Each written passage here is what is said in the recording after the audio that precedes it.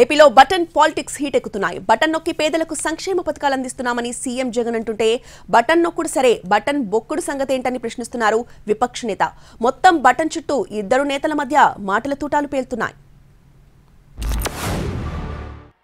గత ప్రభుత్వంలో చంద్రబాబు నొక్కిన బటన్లు ఎన్ని అని అడగండి, నేను అడుగుతా ఉన్నా.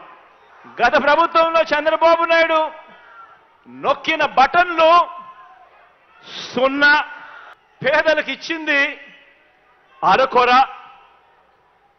అదే ఇప్పుడు మీ బిడ్డ ప్రభుత్వంలో ప్రతి ఒక్క పేదవాడికి పెన్షన్ కానివ్వండి, ఇతర పథకాలు కానివ్వండి, నేరుగా ఈరోజు మీ బిడ్డ బటన్ నొక్కడం నా అక్క చెల్లెమ్మల కుటుంబాల ఖాతాల్లోకి నేరుగా 2,46,000 కోట్ల రూపాయలు నేరుగా నా అక్క చెల్లెమ్మల కుటుంబాల ఖాతాల్లోకి ఈరోజు పోతా ఉంది. సంపద అంటే రాష్ట్రమే కాదు, ప్రతి ఒక్కరి ఆదాయం పెరిగితే, మీ జీవన ప్రమాణాలు పెరిగితే అదే నిజమైన అభివృద్ధి. ఆ మాత్రం కూడా తెలియకుండా నేను బటన్ నొక్కుతున్నా అంటున్నాడు. కానీ బటన్ బొక్కుడు విషయం ఎవరికి చెప్పాలని అడుగుతున్నా.